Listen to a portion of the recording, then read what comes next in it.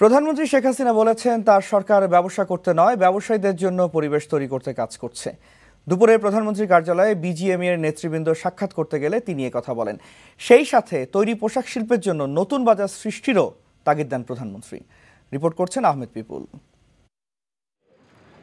তৈরি পোশাক শিল্প মালিকদের সংগঠন বিজিএমইএ এর নেতৃবৃন্দ শিল্পের জ্বালানি ব্যাংক সুদের হার কমানো সহ বেশ কিছু বিষয়ে প্রধানমন্ত্রীর দৃষ্টি আকর্ষণ করেন।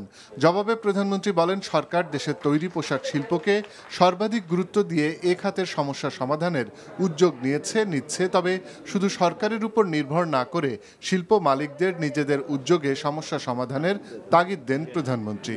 বিদ্যুৎ উৎপাদন এখন আমাদের প্রায় 14,000 মেগাওয়াটের সক্ষমতা আছে।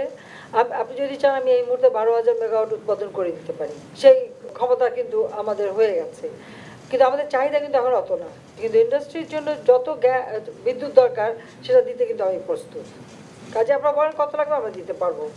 গ্যাসে আমাদের সমস্যা আছে, কারণ আপনারা জানেন যে গ্যাস তো প্রাকৃতিক নিয়মে ওঠানো।